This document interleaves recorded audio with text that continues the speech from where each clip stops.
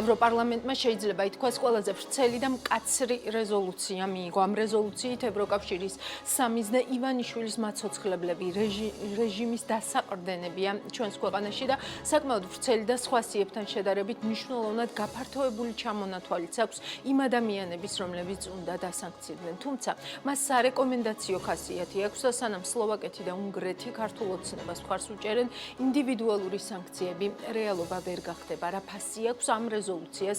გიორგი მელაშვილი მიერთდება სტუდიაში. მოგესალმებით, გიორგი. ძალიან დიდი მადლობა თქვენი დროისთვის. გიორგი, რას გვმატებს ეს რეზოლუცია ამ შემთხვევაში და რას ნიშნავს ის, რომ ესე ვთქვათ ფართოვდება იმ ადამიანების ჩამონათვალი, რომლებიც რეჟიმის დასაყრდენებად არიან მიჩნეულები უკვე არა მხოლოდ ამერიკის შეერთებული შტატების მიერ, არამედ ევროკავშირის მიერაც ამ რეზოლუციის მიხედვით. დილომშვიდობის, მივესალმები მაყურებელს.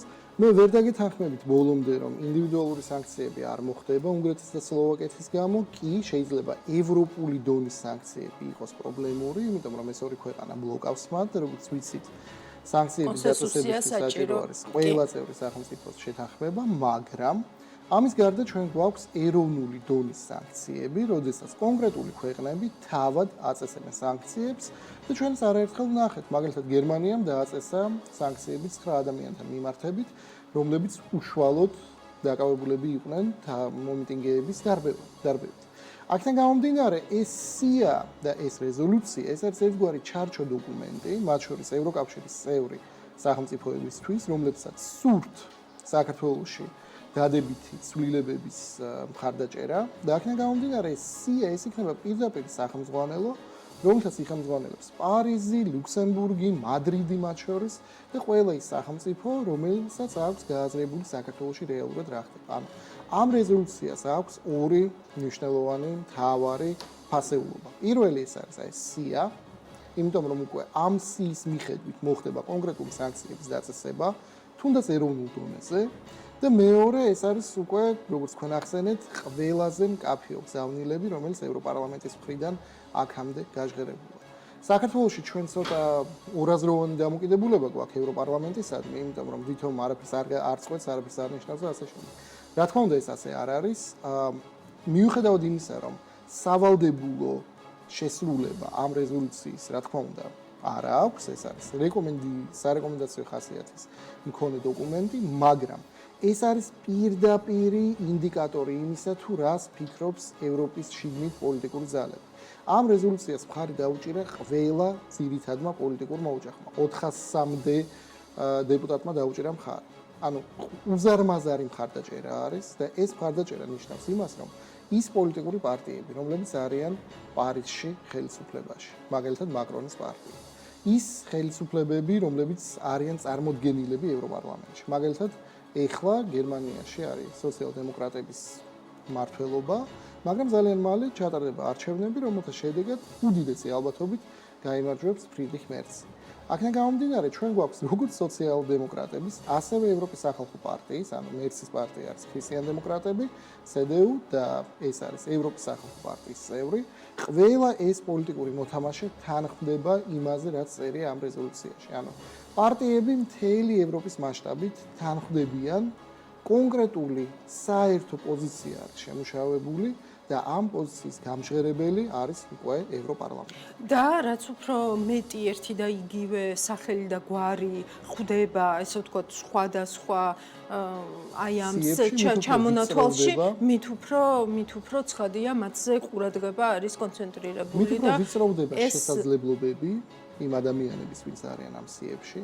მით უფრო მეტი ყურადღება არის, როგორც ევროკავშირის მხრიდან, ასევე შეერთებული შტატების მხრიდან, ასევე გაერთიანებული სამეფოს მხრიდან და ასევე ბიზნესმენები, რომლებიც მოხვდნენ ამ სიაში, მათი მდგომარეობა არის ყველაზე პრობლემური, იმიტომ რომ ჯერ ერთი, როცა ნებისმიერი საფინანსო სტრუქტურა აკეთებს ანალიზს, ბიზნეს ანალიზს, მან არის რისკების ანალიზი. თუ ადამიანი არის ევროპარლამენტის მიერ სანქცირებულთა სიაში, ეს წევს რისკს წარმოუდგენელ გეომეტრიული პროგრესიით.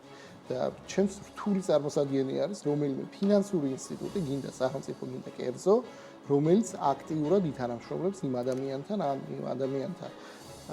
ეკონომიკურ სტრუქტურებთან, კომპანიებთან, კონგლომერატებთან, რომლებიც არიან ამ სიაში. ამაში არის კიდევ დამატებითი საფრთხე.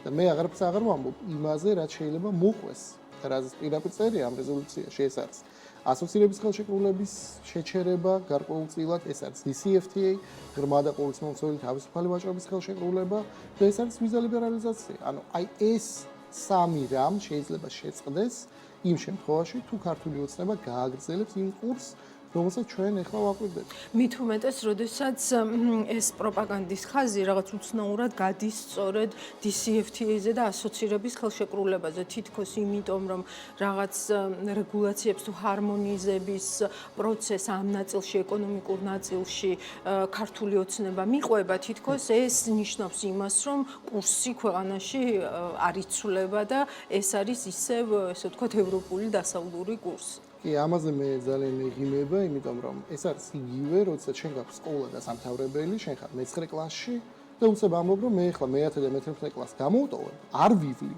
და შემდეგ მე-12 კლასში სკოლას დავამთავრებ. ანუ წარმოუდგენელი არის ასოცირების ხელშეკრულება, DCFTA, კანდიდატის სტატუსი, 9 რეკომენდაცია, ეს ყველაფერი არის ნაბიჯები, რომელიც ჩვენ უნდა შევასრულოთ, თუმცა შევასრულოთ არა იმიტომ, რომ ბრიუსელი ითხოვს ამას ან რაღაც ევროკავშირის დროში ჩამოვიდოთ. იმისთვის, რომ საქართველოს გახდეს თანამედროვე ნორმალური და ევროპული სახელმწიფო. ხო, ეს არის ჩვენი მთავარი მიზანი. რა, დამოუკიდებელი სასამართლო ცუდი არის? რა თქმა უნდა, არა. რა, პოლიტიკური პლურალიზმი ცუდი არის? ნუ ქართული ოცნებისთვის შეიძლება, მაგრამ ჩვენთვის, საქართველოს მოქალაქეებისთვის ნამდვილად არა და ამ ყველაფერს ითხოვს ევროკავშირი. ეკონომიკური განვითარება, შრომის უფლებების დაცულობა, ბიზნესის დაცულობა, ეს ყველაფერი რა ცუდი არის? მე მგონი რა თქმა უნდა არა. და ამ ყველაფერს ემატება კიდევ ერთი მნიშვნელოვანი კომპონენტი, ეს არის საერთო ევროპული სივრცის ნაწილად აღქმა და ყოფნა. დღეს საქართველოს მოსახლეობა საკუთარ თავს აღიქვამს ამ საერთო ევროპული სივრცის ნაწილად. ბიზნესი უპირველეს ყოვლისა, იმიტომ რომ ბიზნესი ყველაზე მეტ სარგებელს იღებს როგორც ევროპული ფინანსური ინსტიტუტებისგან, ასევე კონკრეტულად ევროპული ბაზისგან, რომელზეც ჩვენ ჯერ სრულფასოვანი ცდომა არ გვაქვს, მაგრამ თუ ჩვენ გავხდებით წევრები, რა თქმა უნდა, გვექნება. ამას ემატება ისევ და ისევ შრომითი ხელშეკრულებები, რამდენი ადამიანი მიდის გერმანიაში ზაფხულში სამუშაოდ, რამდენი ადამიანი მიდის სხვა ქვეყნებში. ეს ყველაფერი, ეს ბენეფიტები, სარგებელი, რომელიც ჩვენ გვაქვს, იმიტომ რომ საქართველოს აქვს მკვეთრად პროდასავლური, ხონდა ყოველ შემთხვევაში, მკვეთრად პროდასავლური საგარეო ვექტორი, ჩვენ გვინდოდა ამ ინსტიტუტების წევრობა და ეს ინსტიტუტები და კონკრეტული ქვეყნები ძალიან აქტიურად გვეხმარებოდნენ ამაში. გიორგი, სლოვაკეთთან და უნგრეთთან ესე ვთქვათ, დამოკიდებულებაზეც მინდა რომ კითხვა დაგისვა. თითქოს რაღაცნაირად მივიღეთ ჩვენ ეს მოცემულობათ, რომ აი სლოვაკეთი და უნგრეთი არის ქართული ოცნების მხარდამჭერი და შესაბამისად აი ამ ძალიან მნიშვნელოვან ნაბიჯებს დაბლოკავს. არის თუ არა მუშაობა სლოვაკეთთან და უნგრეთთან? არის თუ არა მათთან საუბარი, რომ თქვათ მხოლოდ ქართული ოცნების, ესე ვთქვათ, პერსპექტივა კი არ მიდიოდეს მათთან, არამედ მიდიოდეს, ვთქვათ, განსხვავებული პერსპექტივაც. ანუ აი ამ პროცესს აკვირდებით თქვენ თუ ვთქვათ, რაღაც პოლიტიკურ ველზეც მოცემულობად არის მიღებული, რომ სლოვაკეთი და უნგრეთი მხარს უნდა უჭერდეს ქართულ ოცნებას. გარკვეულწილად ამ აქცენტებს ვერ ვხედავთ, ხო? ანუ ხედავთ, რომ აი თქვათ, ამერიკაში ჩავდივართ, არ ვიცი, ვინ შეიძლება მანდ ჩავიდეს, თქვათ, იგივე ავიღოთ სალომე ზურაბიშვილი. ამერიკაში, ვთქვათ, საფრანგეთში, მაგრამ ეს სლოვაკეთთან და უნგრეთთან არ არის შესაძლებელი, ვთქვათ, რაიმე ტიპის საუბარი, ან არ უნდა იყოს რაღაც აი ამ ტიპის პოლიტიკური დისკურსი წარმართული, თორემ სულ ესე იქნება, ხო? სხვათა შორის, ესეც ცოტა თავისებური საკითხი არის, იმიტომ რომ ამ რეზოლუციასთან დაკავშირებით ერთადერთი ვინც გაუწია წინააღმდეგობა, იყო გერმანული ალტერნატივა გერმანიისთვის, AfD, ულტრა მემარჯვენე, პრორუსული, ხშირად ეძახიან ნაცისტულსაც კი, პოლიტიკური ჯგუფი, რომლის რეიტინგი არის საკმაოდ გაზრდილი, ეხლა არჩევნების შედეგად მოსალოდნელი არის, რომ მეორე ადგილზე გავლენ. მაგრამ ამის მიუხედავად ეს პოლიტიკური პარტია არ არის ორბანის პოლიტიკური ოჯახის წევრი. და ორბანის პოლიტიკურმა ოჯახმა არაფერი არ გააკეთა იმისთვის, რომ ამ რეზოლუციისგან რამენაირად დაეცვა ქართული ოცნება. ერთის მხრივ შეიძლება ეს იმიტომ მოხდა, რომ საერთოდ ვერ ხვდებოდნენ და არც აზრი არ ქონდა და ამიტომ არ შევიდნენ უკვე წაგებით ბრძოლაში. მაგრამ მეორეს მხრივ ეგეც არის ინდიკატორი იმისა, რომ ორბანი მიუხედავად იმისა, რომ ხარს უჭერს ქართულ ოცნებას, მიუხედავად იმისა, რომ არსებობს გარკვეული კავშირები რეჟიმებს შორის, მაგრამ მაინც ბოლომდე არ აპირებს გაყვეს ამ ქართული ოცნების რეჟიმს ევროპული ინსტიტუტების წინააღმდეგ. ასე რომ გარკვეულ დონეზე რაღაცა შეიძლება აქაც დავინახოთ.